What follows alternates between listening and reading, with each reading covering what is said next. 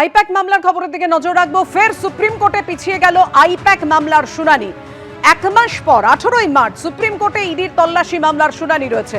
কেন্দ্রীয় এজেন্সিকে অস্ত্র হিসেবে ব্যবহার করা হয়েছে। সুপ্রিম কোর্টে আজকে সওয়াল করেন রাজ্য সরকারের আইনজীবী সিদ্ধার্থ লুথরা। কেন্দ্রীয় এজেন্সিকে ভয় দেখানো হচ্ছে, পাল্টা ইডির আইনজীবী।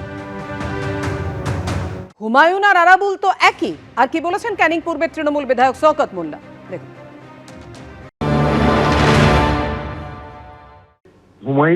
হুমায়ুন যেমন আর আরাবুল তেমন, এই দুজনের মধ্যে কোনো তফাৎ নেই।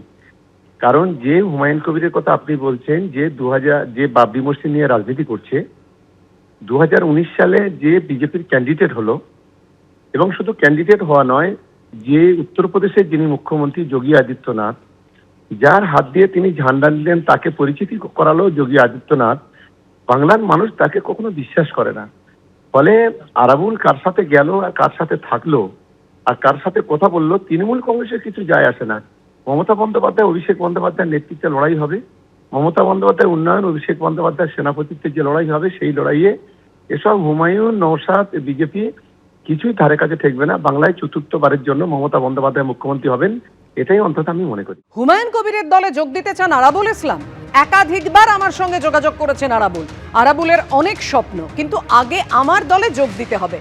কয়েকবার আমার কাছে এসেও ছিলেন আরাবুল ইসলাম, দাবি করেছেন জনতা উন্নয়ন পার্টির প্রধান হুমায়ুন কবির।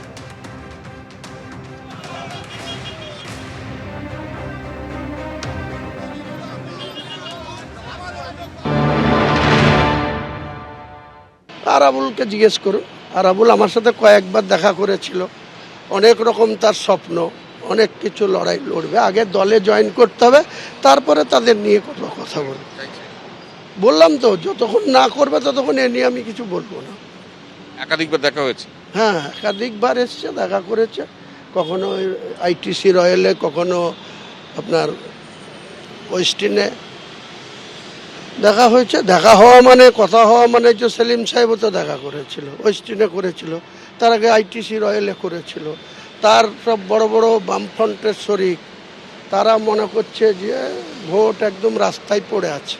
রেজিনগরে বাবরি মসজিদের জন্য 50% বেশি টাকা এসেছে বাংলাদেশ থেকে। তৃণমূল এবং জামাতের মধ্যে যোগসূত্র হুমায়ুন কবির, অভিযোগ করেছেন শুভেন্দু অধিকারী। পাল্টা বিরোধী দলনেতাকে চ্যালেঞ্জ ভরতপুরের বিধায়কের। এই তথাকথিত বাবরি মসজিদের শিলান্যাসের আগে, নতুন দল গঠনের আগে 7 দিন বাংলাদেশে কাটিয়েছেন হুমায়ুন কবির। হুমায়ুন কবির বাবরি মসজিদের যে অর্থ সংগ্রহ করেছেন থ্রু আমাদের স্টেট ব্যাংক অফ ইন্ডিয়ার ব্যাংকের রেতে, তার 50% বেশি অর্থ বাংলাদেশ থেকে এসেছে। হুমায়ুন কবিরই বলতে পারবে। এবং হুমায়ুন কবির বাংলাদেশ